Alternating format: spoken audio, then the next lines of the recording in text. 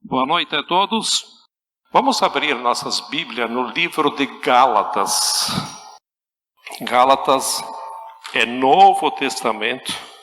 Não procure no Velho Testamento que você não vai achar. É bem depois de Mateus, Marcos, Lucas e João. Nós temos uma missão de ensinar.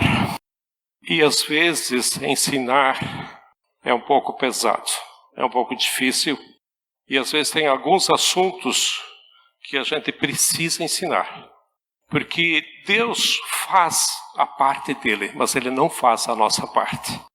E o que cabe a nós ensinarmos, nós precisamos ensinar. Então nós vamos ler esse texto hoje. E eu quero estar pedindo que Deus nos dê sabedoria e entendimento. Está no capítulo 5. Gálatas capítulo 5, nós vamos ler do versículo 16 até o 25. Que diz o seguinte, aqui trata sobre a vida pelo Espírito. E começa assim, por isso digo, vivam pelo Espírito e de modo nenhum satisfarão os desejos da carne. Algumas traduções diz as concupiscências da carne. Pois a carne deseja o que é contrário ao Espírito e o Espírito o que é contrário à carne. Eles estão em conflito um com o outro, de modo que vocês não fazem o que desejam. Vocês não devem fazer o que desejam, é isso que quer dizer. Mas, se vocês são guiados pelo Espírito, não estão debaixo da lei. Ora, as obras da carne são manifestas: imoralidade sexual, impureza e libertinagem, idolatria e feitiçaria, ódio, discórdia, ciúme, ira, egoísmo, dissensões, facções e inveja, embriaguez, orgias e coisas semelhantes. Eu os advirto como antes já os adverti. Aqueles que praticam essas coisas não herdarão o reino de Deus. Mas o fruto do Espírito é amor, alegria, paz, paciência, amabilidade, bondade, fidelidade, mansidão e domínio próprio. Contra essas coisas não há lei.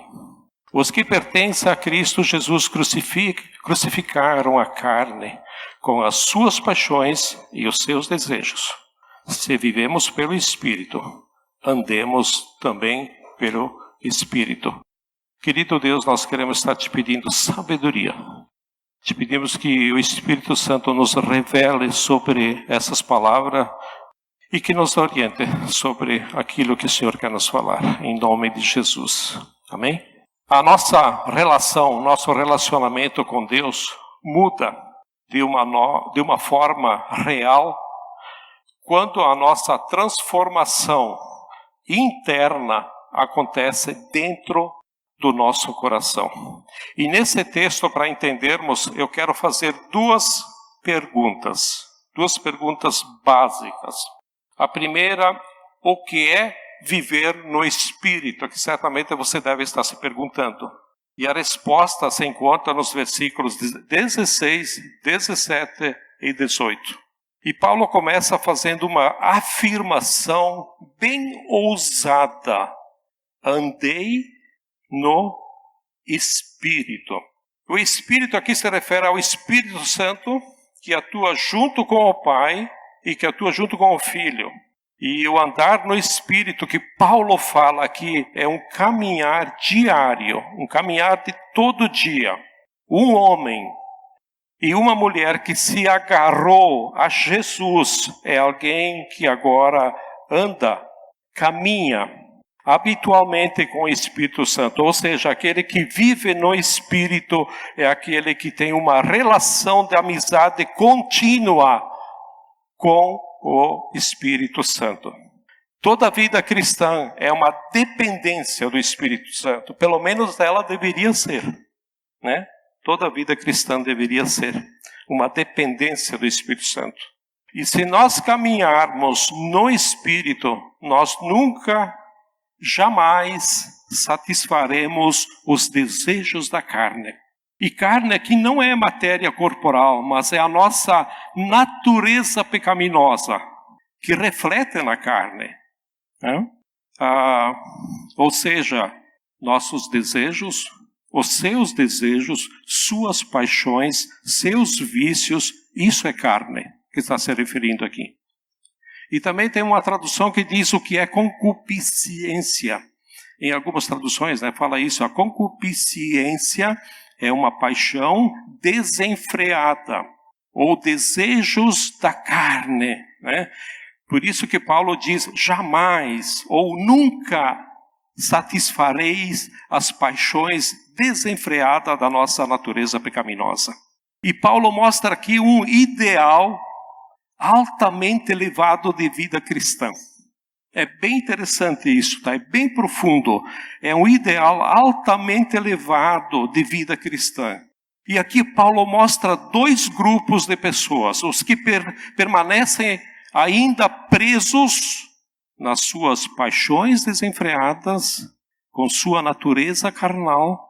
E o outro grupo que anda no dia a dia na dependência do Espírito Santo.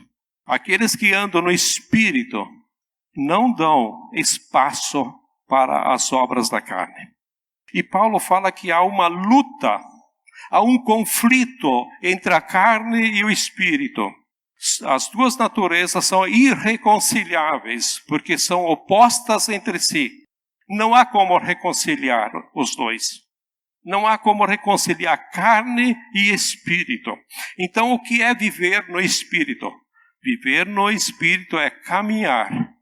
É depender do Espírito dia a dia. É ser guiado pelo Espírito. É combater. Tem horas que é combater, é lutar contra a carne. E o versículo 17 conclui dizendo, vocês não fazem o que desejam, ou não devem fazer o que desejam, né? Então, o que é viver no Espírito, que é a primeira pergunta, e até para encerrar essa pergunta, é andar, caminhar, depender e ser guiado. E tem horas que tem que lutar pelo Santo Espírito de Deus. Tá? E agora quero me aprofundar um pouco mais na segunda pergunta, que é mais pessoal. E ela está no versículo 19 até o 22. E a pergunta é, nós somos dominados pela carne ou pelo Espírito? Quem domina a gente? Quem de fato reina no nosso coração? Como de fato nós sabemos que somos justificados pela graça recebida somente pela fé? Qual é a prova que nós somos novos homens e novas mulheres em Cristo? O versículo 19, Paulo começa a falar das obras da carne, ou seja, a carne é a nossa natureza pecaminosa, que eu já falei antes, né? E obras da carne são vícios que escraviza a nossa natureza pecaminosa. Então, aquele que vive nas obras da carne é alguém viciado. E esse vício vai ser conhecido, ele vai ser manifesto, revelado. Ou seja, aqueles que são viciados ou praticam as obras da carne têm suas obras postas, declaradas, manifestas diante de todas as pessoas. E a gente não consegue enganar, talvez uma palavra mais usada no nosso meio, ou tapear as pessoas o tempo todo. Chega um momento que são declaradas. E Paulo dá uma lista aqui destas obras da carne. E aqui eu vou dividir em 4 grupos essa lista de pecados. E esses pecados aqui é um caos, é uma bagunça para o ser humano. E o primeiro grupo aqui começa no versículo 19. Paulo trata das paixões ligadas à sexualidade ou sensuais. E Paulo fala da imoralidade sexuais ou prostituições, ou seja, toda relação sexual fora do casamento é obra da carne. Pessoas que praticam relações antes do casamento elas estão nesse estado. Também em igual estado aqueles que moram juntos sem se casar, obras da carne. Paulo fala aqui de outro pecado chamado impureza, que também é ligada à sexualidade como vícios sexuais, pessoas taradas, depravadas sexualmente. Outra palavra aqui é lascívia ou libertinagem, dependendo da tradução que você tem. Então esses são atos, lascívia, tá? São atos sexuais indecentes que são cometidos diante das pessoas, que chocam o público, como, por exemplo, o que nós vemos na televisão. 3 pecados ligados com paixões sexuais: prostituição, impureza e libertinagem. E Paulo estabelece esses 3 pecados como obra da carne. E diante da seriedade da palavra de Deus, quanto aos que vivem juntos e não são casados, sempre foi incentivado a acertar o casamento. E às vezes leva um pouco de tempo, né? Até que a pessoa entenda o que é, né? E acho que aqui na Aliança foram em torno de mais de 10 casamentos. Acho que é isso, né, Adelar? Tem um pouco mais. Eu não contei, mas eu sei que teve alguns depois que nós vimos aqui, mas a grande maioria foi quando nós estávamos lá no centro ainda, né? Então, acho que teve esse número de pessoas e foi uma maravilha. E foi legal porque puderam entender a sua situação e Deus tem abençoado a vida deles. O segundo grupo está no versículo 20. Paulo trata aqui de objetos e imagens físicos para se ligar ao mundo espiritual. E Paulo fala de idolatria e de feitiçaria. E Paulo fala de adoração de ídolos, ou seja, criar uma imagem, um ídolo para prestar reverência, adoração a ele. E todos nós sabemos, por exemplo, que a religião romana, ela é idólatra e todos os seus ídolos exigem lealdade. Também exigem o uso de ervas e sacrifícios para se ligar ao sagrado. E tem rituais que exigem matanças de animais para conduzir o futuro, e por incrível que pareça, isso acontecia dentro do catolicismo e era comum no Império Romano. Eles chegavam a abrir um cabrito, faziam uma reunião, abriam um cabrito e dependendo do que tinha no estômago do cabrito, eles decifravam, né, o futuro conforme o que tinha dentro do pulmão do cabrito. Graças a Deus isso não chegou para nós aqui. Mas isso existia no Império Romano e Paulo sabia do que ele estava falando. E Paulo diz que essa tentativa de se ligar com Deus por meio de idolatria e feitiçaria também é obra da carne.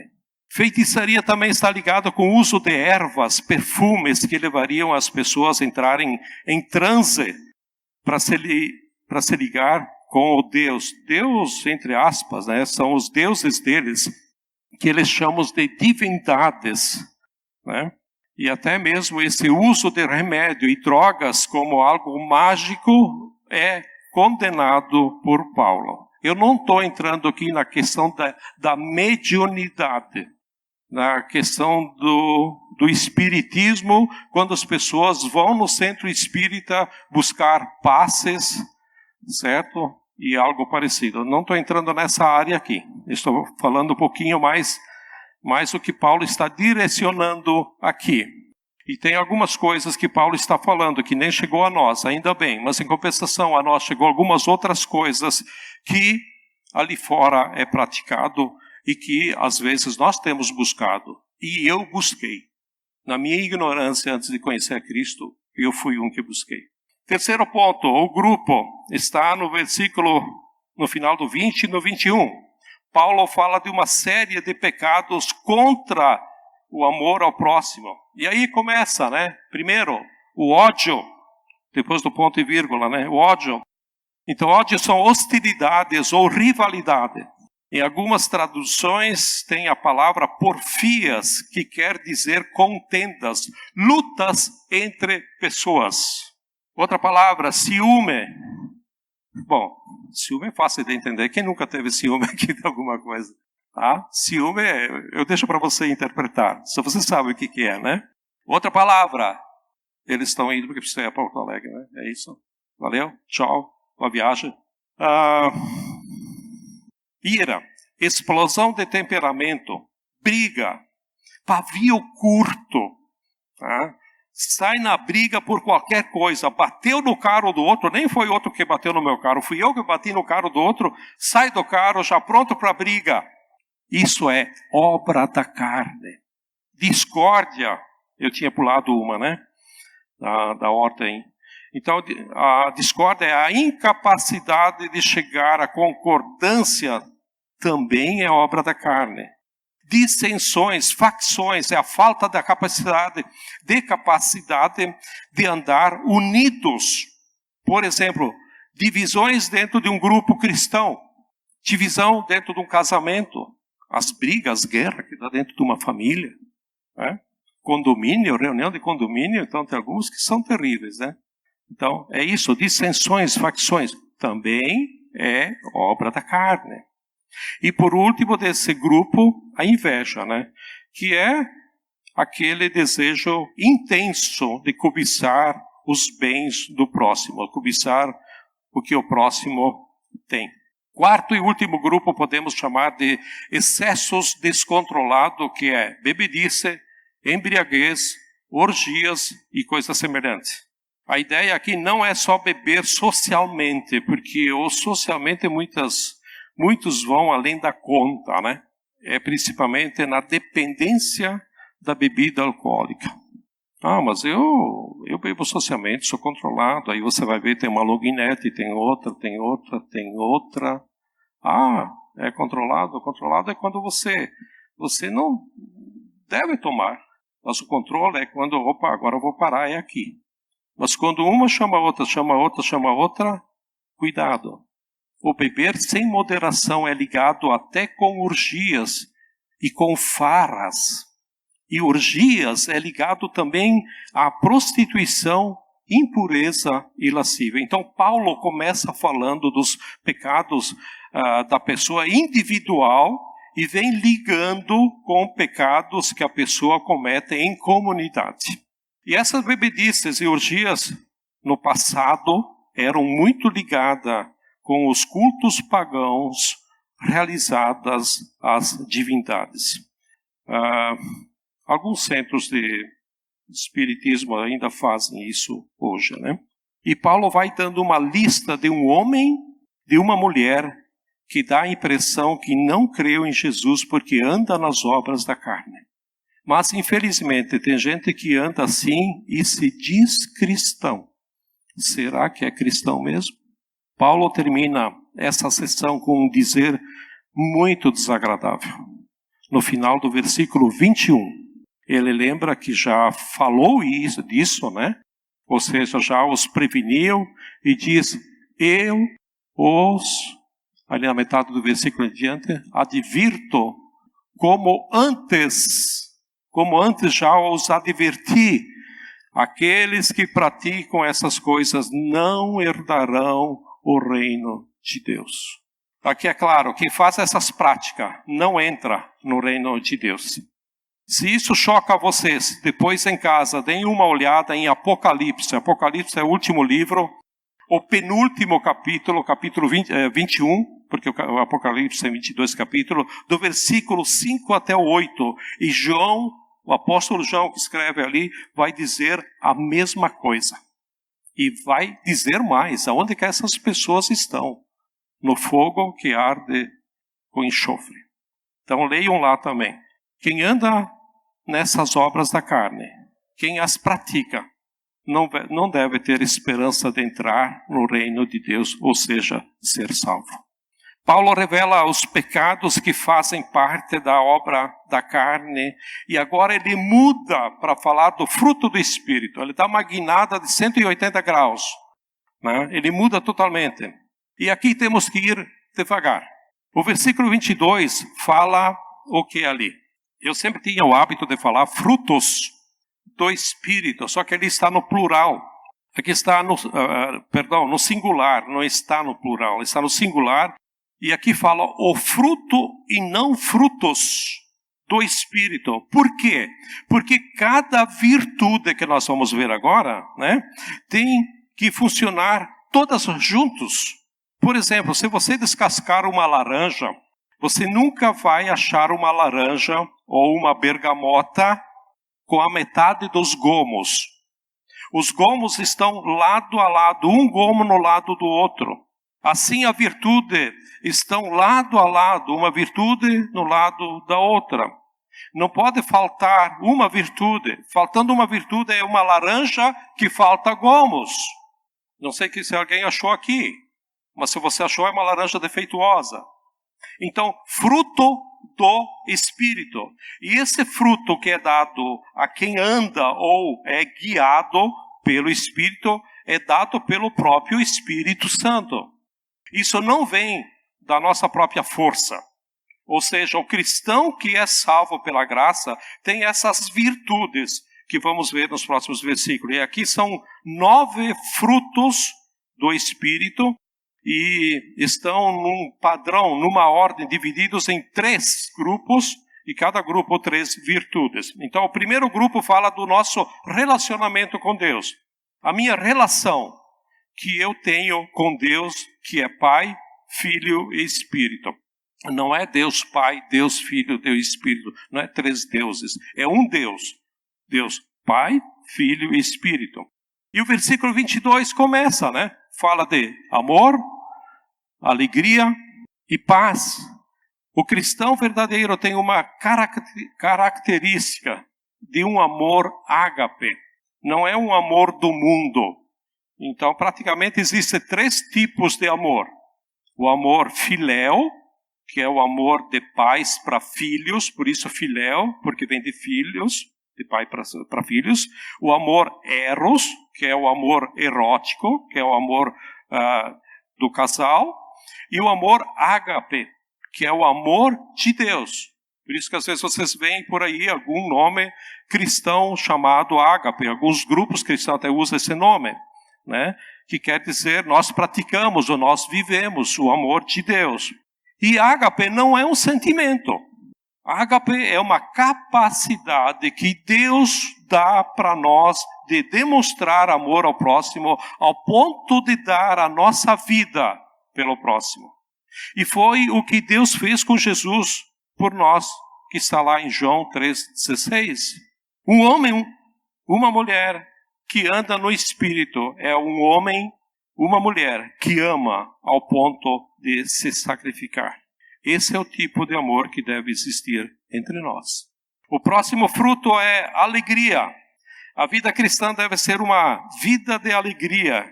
Cristo morreu pelos nossos pecados. Cristo morreu pela nossa justificação. Nos fez justos diante do Pai.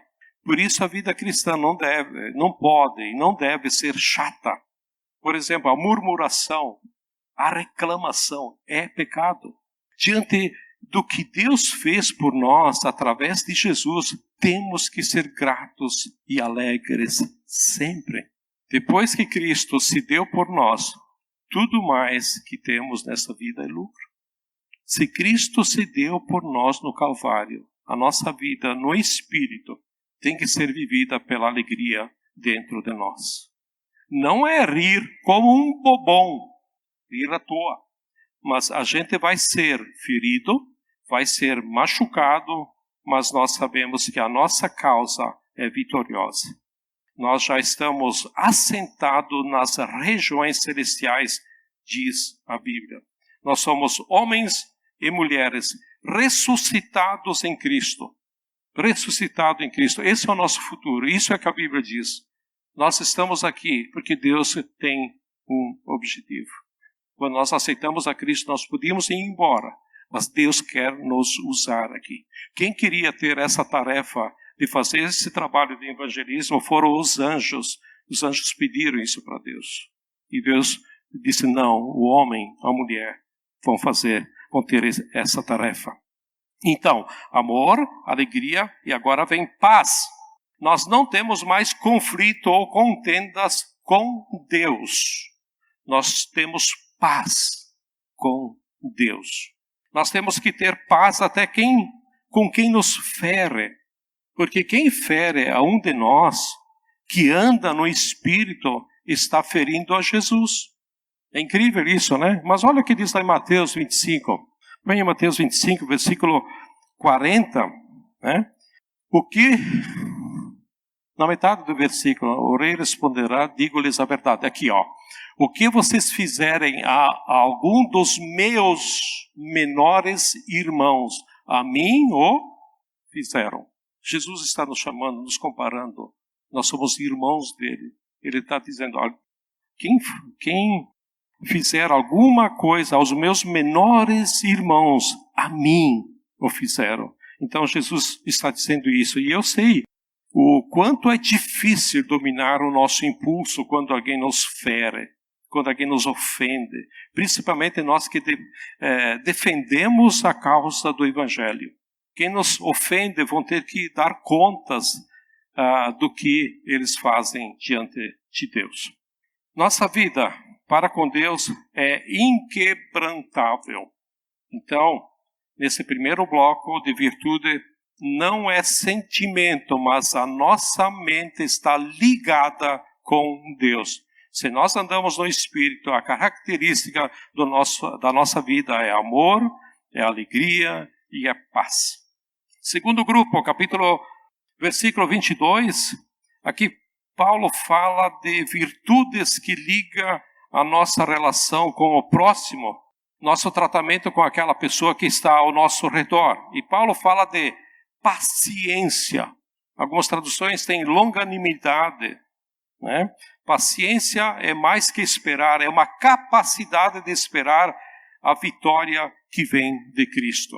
As nossas relações pessoais, algumas vezes vão ser tensas, né? E complicadas. Não é porque a pessoa tem a Cristo, é tudo maravilha.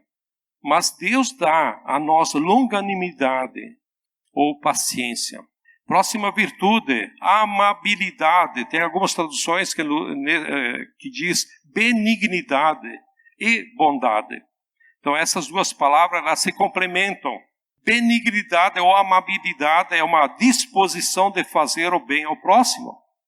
Se nós andamos e somos guiados pelo Espírito, somos chamados a fazer o bem ao próximo. A outra palavra é bondade. Bondade é ação, é agir, fazer. Ou seja, não é só entender que tenho que agir com bondade, mas eu de fato tenho que agir com bondade. Se somos guiados pelo Espírito, se andamos pelo Espírito, nós pagamos o mal com dente por dente, olho por olho. Nós pagamos o mal com bondade. Isso é fácil? Não, não é fácil. É difícil. Mas é uma virtude dada pelo Espírito Santo. Se você não tem, peça a Deus. Deus me fortalece, me dá, eu quero experimentar isso. O Espírito Santo me dá isso. É bem interessante. E o último grupo no final do versículo 22, né, e o 23, são princípios gerais de conduta ou virtude que se manifesta em nosso coração. Né? Virtude que devemos ter dentro de nós mesmos. A primeira virtude é fidelidade, que pode ser traduzida até como fé, né? O cristão é alguém que deve ter a vida caracterizada pela fidelidade. Uma vez que ele entra em relação com outros cristãos, ele vai ser fiel a esses cristãos. Ele vai colocar a sua confiança em outros homens e mulheres da sua comunidade, do seu grupo, da sua célula, ou como alguns dizem, da sua igreja. E essa é uma virtude que está em falta hoje. Né? Você não ouviu mal, está em falta hoje. Questão de fidelidade, seja na questão do casamento, seja em relação de amizades, seja em relações, em questão eclesiástica ou questões espirituais, pode-se dizer que em muitas pessoas simplesmente sumiu, evaporou essa virtude. Então tem pessoas que trocam de relacionamento. Tem pessoas que trocam de grupo ou de igreja, como tanto faz. Às vezes troca por quê? Porque ela está com uma questão de pecado que ela não quer tratar. Então vai em outro lugar que vou esconder e tal. Não trata. E ainda, às vezes, acusa, né, os outros. Porque a tendência é sempre acusar os outros em vez de encarar a realidade. Mas um homem, uma mulher, guiados pelo Espírito, tem uma vida qualificada por fidelidade. Ela, são capazes de se manter fiel nos seus juramentos e nos seus compromissos. E aqui eu quero abrir um parênteses. Por exemplo, põe em 2 Coríntios, capítulo 6, de 14, diz o seguinte, 14 a 16. Não se ponha em julgo desigual com um não cristão, pois o que tem em comum a justiça e a maldade? Ou que comunhão pode ter a luz com as trevas? Que harmonia entre Cristo e Belial? Que há de comum entre o cristão e o não cristão? Que acordo há entre o templo de Deus e os ídolos? Até aqui. Não se ponha em julgo desigual. Não se ponha em sociedade desigual. União desigual. É uma união espiritual errada entre o cristão e o não cristão. É não participar de pecados com o não cristão. Por exemplo, num casamento ou numa sociedade, eu vou criar uma sociedade com pessoas não cristãs. Ser sócio com alguém que não é cristão. Aqui fala para não fazer, não se ponha em julgo desigual com quem não é cristão. Não sou eu que estou dizendo, é a Bíblia que está dizendo. Depois tem uma pergunta, o que tem em comum entre justiça e a maldade? Jesus veio para justificar, ou seja, tirar o pecado para quem crê nele. E o não cristão, como é que fica? Que comunhão pode ter a luz com as trevas, com a escuridão no caso, né? Então o pecado e as mentiras do mundo são trevas. Mas a verdade de Jesus ilumina a vida do cristão. Aquele que não é cristão, que luz tem? Cristo e Belial. Belial é outro nome do diabo, né? O adversário de Cristo. O cristão vive para Cristo.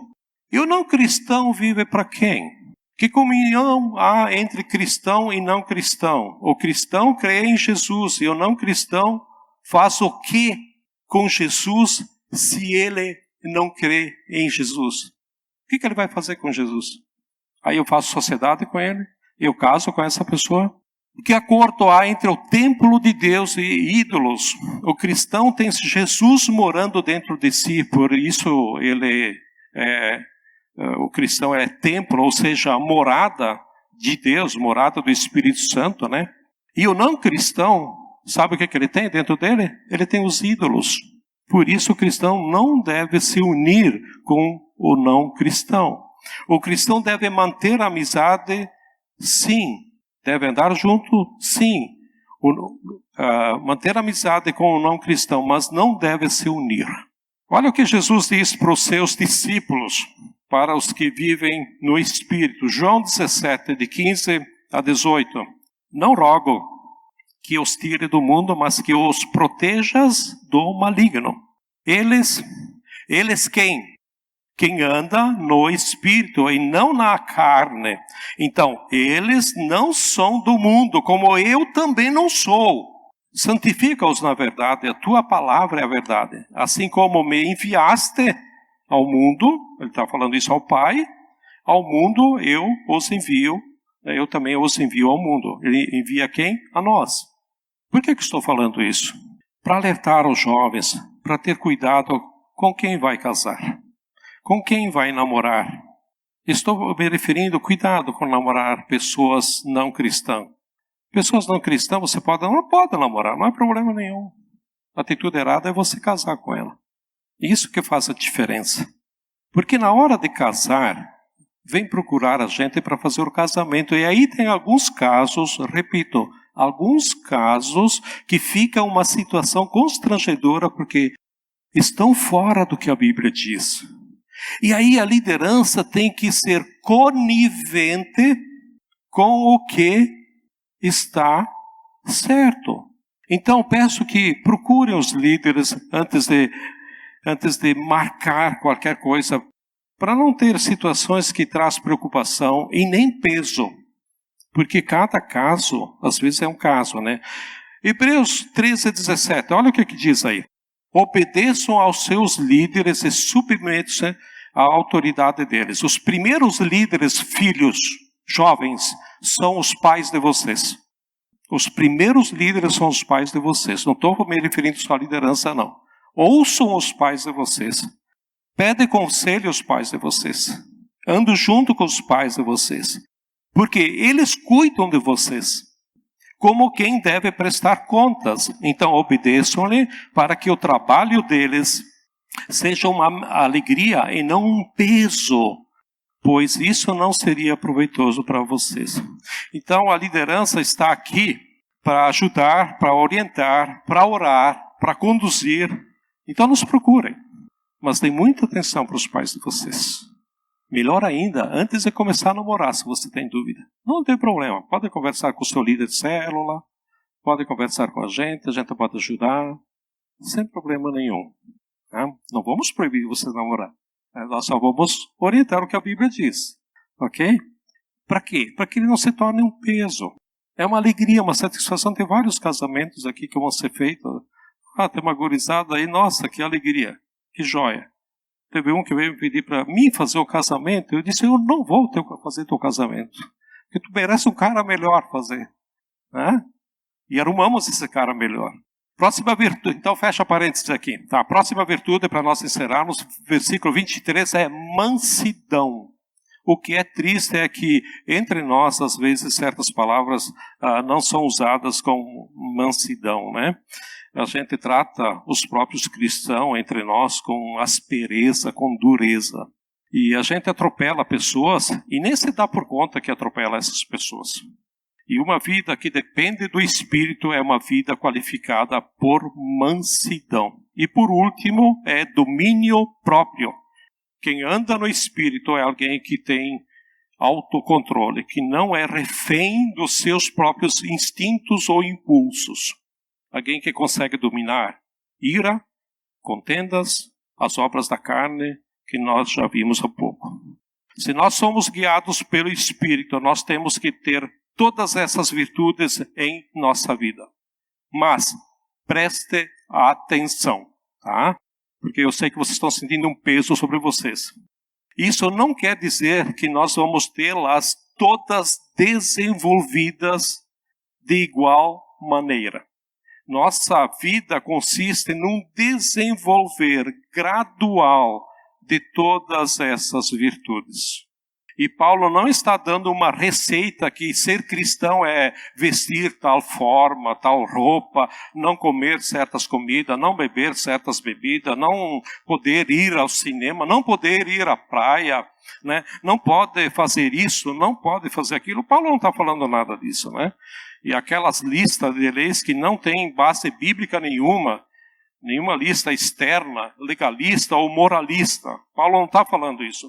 Paulo centra toda a nossa luta no coração, no nosso coração, que reflete depois aonde? Na carne. Então aqueles que andam no Espírito, estão no Espírito, e a vida diária deles vão manifestar essas virtudes. O versículo 24, os que pertencem a Cristo Jesus, né, crucificaram a carne com as suas paixões e os seus desejos. A ideia nesse versículo é algo que acontece uma única vez quando nós cremos que Jesus colocou, quando nós cremos em Jesus e colocamos a nossa fé nele. Naquele momento a nossa carne já foi crucificada. E a partir daquele momento já passamos a viver no Espírito. E já temos todo o poder para vencer a carne no dia a dia. Por isso que o versículo 25 diz, se vivemos no Espírito, andemos também no Espírito. E eu quero terminar, deixar algumas perguntas para encerrar aqui. E a primeira pergunta: será que nós já fomos justificados pela graça? Você entendeu isso?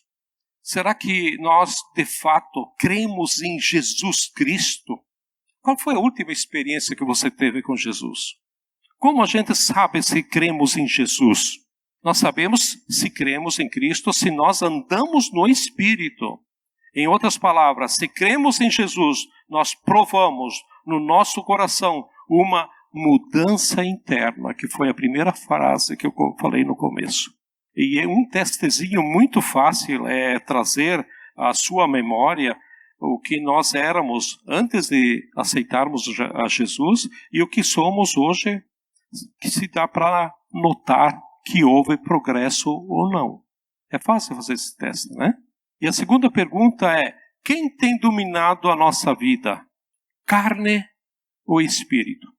Se temos percebido um domínio da carne em nossa vida, sinceramente, isso é um mau sinal. Isso é um mau sinal.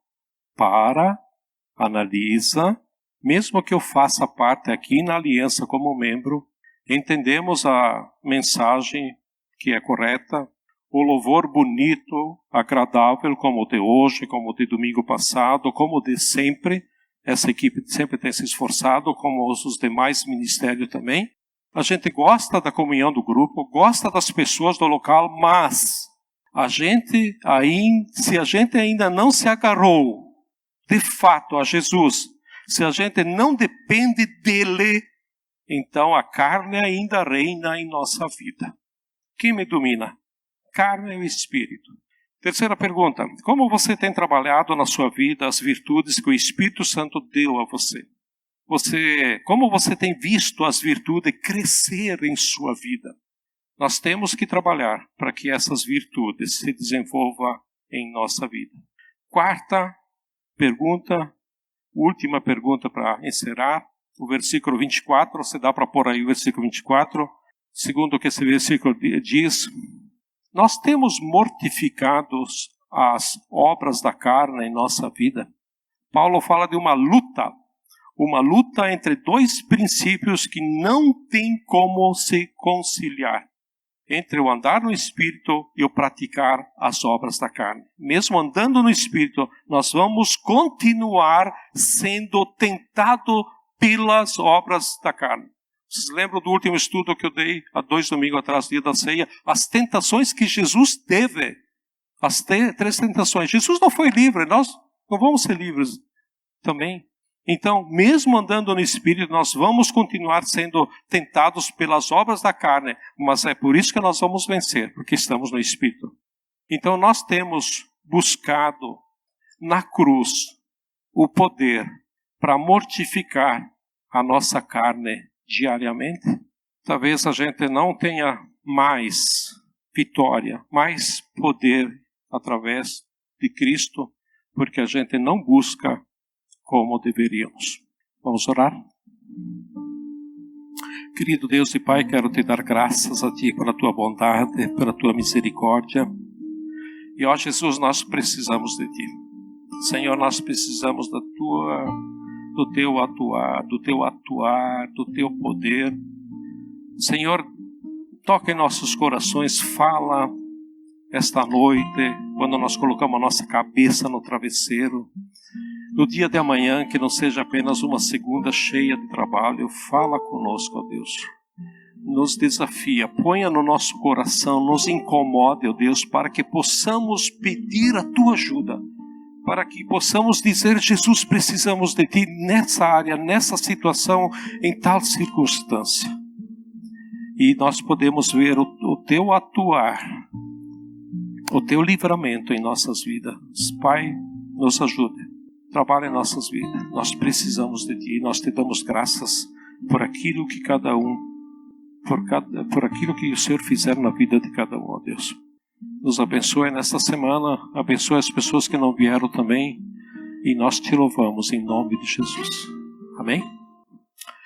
Muito obrigado a todos. Desejo uma boa semana e uma boa noite.